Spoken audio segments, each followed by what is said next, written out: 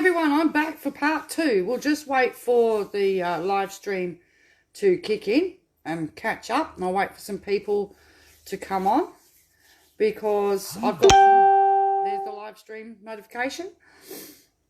I've got some more information that's come to hand. And you guys are not going to believe what they've done to Mahalia. So, the correction from my last video, Mahalia has since had a little boy. Right, congratulations, born on the 1st of March. So now she has a 6-week-old newborn with her other child as well. This is the woman that they are putting at risk of being made homeless. So if you remember, and you'll see it in the article that's below, and Gwyn News covered the article where she couldn't do shopping in her town, and because the only thing she could buy was alcohol at the IGA, but she couldn't buy food. The department have not rectified that problem. She's just notified me that she can no longer shop in that store at all unless she uses her personal card and her 20%. So how would you be living in a town, you're the only one on the cashless debit card in that town, you're 30 to 40 kilometres away from the next major town where a Centrelink office is, and you can't buy food in your town at all, unless it's on your 20%. That's it. Now they're telling you you can't pay your rent. And they're stuffing that up and they make sure she's going to fall behind 2 to 3 weeks on this. Guarantee it. All right. I should have steam blowing out of my ears, and so should you guys out there. All right. This is not good enough. And the department needs to know it's not good enough. So in order for this lady who doesn't drive to get on a bus, she can't just get on the bus and use the card. They want cash only. So the only way that she can do it is she has to ring up and prepay over the phone. She has to ring the bus company to prepay and book to catch the bus to get to Bunbury, right, if she needs to do major shopping or go to Centrelink. This is ridiculous. It is just gone on and on and on. So the reason why we put the videos up in the first place of her not being able to buy bread and milk was so that the department would correct the issue so she could go shopping in her local town. No, that has not been resolved. She just has to use her ANZ card if she has to shop there now. Right, which means that she's trying to survive on her 20% if she needs anything in her town. I am furious that they have not fixed the problem. Instead, they've just blocked her from being able to buy food or petrol or go to the post office. You know, this is how they're respecting women that have fled domestic violence. Because this is what this lady did. She fled domestic violence in Hervey Bay, flew across the country to be closer to family that can't help her, but at least be closer, moral support, family support, to get there, to not be able to have access to her cash to be able to buy things like a second-hand bed and a lounge and a TV and set stuff up properly for her home, for her child at the time and the one that was coming, right? And now she can't buy food in her town. Gwyn 7 went and videoed the problem. Services Australia and Ruston came out and said that they were rectifying that problem, and they haven't done it. And how many months ago was that screened on the TV, Gwyn 7? Right? How long ago did you go out and visit Mahalia? And, of course, you had edited her story, of course, because you do. I think it's about time somebody went back out there and documented a whole story, because this is putting her and her child, you know, her children and a newborn at risk. Now, it's all right saying it'll take another 7 days to get another red certificate out to her because you're ignoring the letter from her landlord. But sending the mail from Toowong in Brisbane to some country town in WA will take 2 weeks. I know because I'm sending stuff all over the country myself, and if you mention WA at the moment, it takes 2 weeks. So this woman's supposed to pay her rent tomorrow. Thanks, Indue. Thanks, Services Australia. People, women cannot just make this up. You can't. And even if she did have the cash in her Indue card to make up the rent arrears, you won't release the money for her to do it anyway. So she won't be allowed to catch up the rent arrears. Right? I am so over this. Putting people into debt. Putting people on the street. Putting kids on the street and starving people. Abandoning them when the card doesn't work. Kununurra yesterday was not good enough. When people drive 250 kilometre round trip to go do their shopping and couldn't buy any bloody food. And petrol's $2.50 a litre. Not good enough. Not good enough. Right? I'm furious, as you can tell. I'm absolutely furious. Right? Right? The department's unorganised. The people that she's dealing with. Now, somebody made a comment to me that they've got a whole new load of staff that are just freshly trained and don't know anything at Indue or Services Australia. And her comment here is they're unorganised and they're uneducated and they don't know anything about anything. One person says one thing and another says something else, completely different. So now she has to wait for another rent certificate to be received in the mail before she can pay rent, which is due tomorrow, because no one sent the previous one last fortnight, the fortnight before, as they had told me they had. All right, so somebody deliver it. Oh, put down the phone and don't action that. Don't do that. We don't care if you go homeless. You don't need to pay your rent. I'm furious. I'm livid because this is not right. This is not right.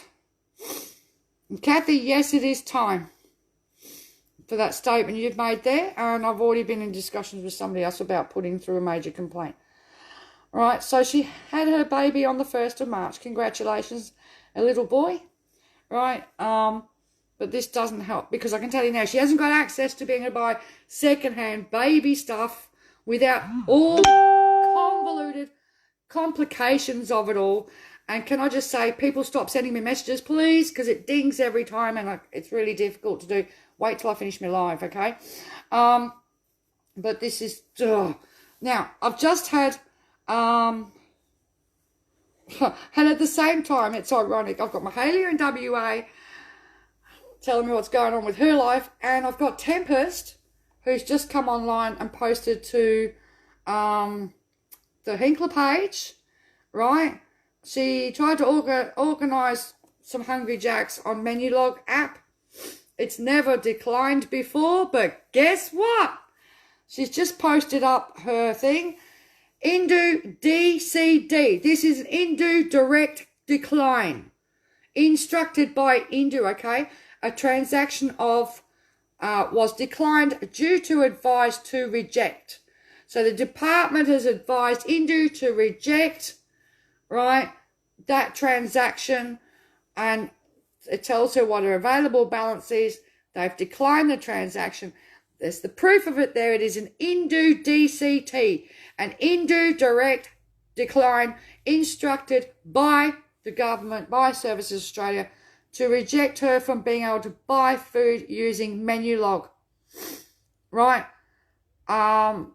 This hasn't happened before, but it's happened now. So is Menulog and online delivery of food now going to become banned? Because the first thing here is people with disabilities on the scheme will not be able to access meal deliveries. This is getting beyond ridiculous. Ridiculous. Oh. What can I say? So, if you're on the card out there and you're having any of these problems, please let us know. Send me a message in message back. I will air your grievances. Or send me a post that I can post up before you, right? And let's start really getting this out there as to what it's really doing to people across the country. Cardholders, is now the time to speak up and keep speaking up. Okay? And I will relay the stories on every social media platform I can. Twitter, TikTok, Facebook, whatever. All right?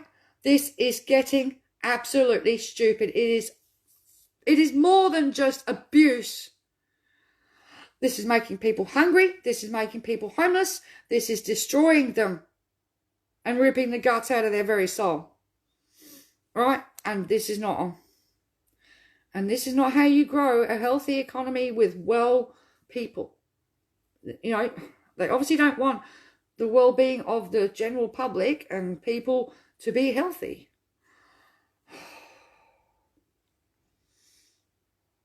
I couldn't cope with this. I couldn't cope with this level of control over my life and them stuffing me around.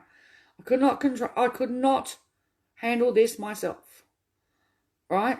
Especially knowing that there's going to be times in my life that I will have to rely on food deliveries, and I will need every help I can get, because I don't get any NDIS or any help, and I don't have anybody. I've got one person that comes and helps me here, a very good friend of mine, and he comes and mows my lawns, and he does my floors. He does all the things that my home care used to do, but I lost that once NDIS came, right?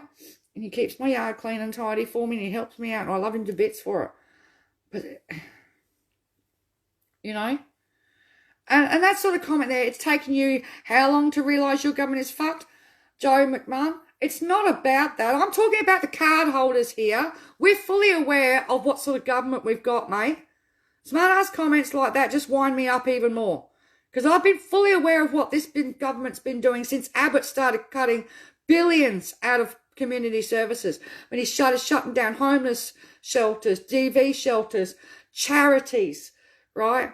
And mentorship programs and employment programs for kids that got them not only into employment, education, employment and housing, that was all wiped out by the Abbott government and by the Turnbull government and this government. I'm fully aware of what this government's doing to the population and how fucked up it is, as you say, right? It's not about me taking this long to realise it. Been here 6 years, mate, doing it, watching people starve, watching people go homeless, watching our elderly being abused, watching our disabled being abused, watching our low-paid workers, gig economy and casual workers being abused, right? It's everybody is under attack. And this government is not fit for purpose. Okay? I know exactly what sort of government we've got, and it's not a government for the people. It's a government for the big bosses and the corporations and their mates only. That's the truth of it. How much money can they screw out of everybody? And we have to unite across the board, whether you're on youth allowance or an old age pensioner, whether you're a casual worker, a full-time worker. We have to unite against all of this, but they love to play the conquer and divide, put the worker against the bludger, right? Put the pensioner against the unemployed person, right? And they keep playing these games of conquer and divide and pit each other against each other. And what people have to realise is they have to stand up together to demand better, to protect our social security, protect our old age care, protect our NDIS, protect our disabled people, protect our economy, protect our jobs and our industries, and protect everybody. You know, because they've failed. They're busy selling it all off, privatising off to their mates, and only their mates are making the big dollars. Who out there can afford to buy meat on a regular basis on a low income, even if you've got a job? Right? Where is it that most people are paying 30% of their income in rent? Not very many. Most are paying 50 to 70% of their income in rent, and some are paying more. Some can't even get enough income to pay rent now, like those on youth allowance and job seeker and disability support pension. Right? You know, so, and it's disgusting what's going on. We know what's going on, but we've got to call it out every time we see it. So when I get a story like this, Mahalia, right, I will come out and I'm really angry. And I've got every right to be angry, and so should you guys out there. This is not good enough, right? We should not be stepping over this and ignoring it as a people. Because we've got too many people sleeping on the streets, too many kids sleeping on the streets. We've got families living in hotels, motels, cars and tents. And it shouldn't be that way in this country. And, you know, to deny people access to being able to buy food at their local IGA, come on, how much? It's bad enough when the card goes down in the other centres, and that's for a day or 2 or 3 or 4 days or whatever, right, where there is actually charities that can jump in, but, you know, it still leaves people hanging, right? But in WA, in outback towns where there is no such services, you just leave people, sorry, you can't shop in your town. You're the only one in your whole town that's on the card. and you're not allowed to use it in your town. You've got to ring up and book a bus ticket and go 20 or 30 kilometres to another town and then drag all your shopping home on the bus, right? Oh, and don't forget to ring up and pre-book early because, you know, if you run for the bus and you haven't got cash on you, you can't get on the bus. Up here, you can't use the card on the bus. Simple, no cash allowed. It's all cash. Yeah, it's beyond ridiculous. Can you put yourself in her position? She's got a pram, 2 babies, one's 6 weeks old. Got to struggle to get on a bus, right? And you're looking at 45 minutes on the bus each way minimum, right? Get all your shopping, struggle it all on. I mean, it's like the days of the 1950s and 60s where women didn't drive at all and stuff like that. And I know my mum did it tough in the UK, walking 5 and 10 miles to go and get coal with my brother in a pram. But we're supposed to have moved on from that era. The year is not 1960 where you're pushing a baby 5 or 15 miles or whatever it was. I can't remember, Shippy to Kent, whatever it was in the UK, at some ungodly hour of the morning to go and collect coal so that you've got heat for the night before, and pushing your baby in your pram and your shopping and your coal up the hill, all right, because your husband's off with the British Army and you don't know where he is. Oh, you know, tough times for single parents previously in the past, but we live in 2021. We have a lot of services that are our fingertips and people are being left behind. All right. I'm just getting, I'm over it. So the cost of meat has gone up everywhere. Yeah, it's ridiculous. Sometimes when I see lamb chop things for $50 a kilo in Woolies, well, I can't buy Woolies meat because they add a little ingredient called sulfide to their meats, and I am fatally allergic to it. So I can no longer eat any of their bread, any of their meats. I have to go elsewhere where they don't have sulfides in their sausages and their meats. Otherwise, I'm in trouble. Right, so cost of meat's gone up. It's unaffordable. You know, elderly people pick up their meat in the, and they put it back down because it's beyond their affordability, even if it's marked down. It's ridiculous. Can't expect people to live on sausages and bloody mince all the time. You know, and then most of the time, even then, $10 a bloody kilo for mince. And, don't get me started. This country's gone to hell in a handbasket, and these bastards don't care. Yeah, they just don't care. But it's really furious because people are struggling enough as it is, right? Women are the main people that end up in poverty, but then they've got this extra added, we'll put you in poverty. You live in poverty, but on top of that, we'll put you on the cashless debit card and we'll just concrete that poverty all around you and make sure you can't dig yourself out of it because it will destroy your credit rating, which then means you stay in poverty for years to come, even if you get out of it, right? So $67 Warwick lamb chops here. Oh, my God. And $23 kilo for snags.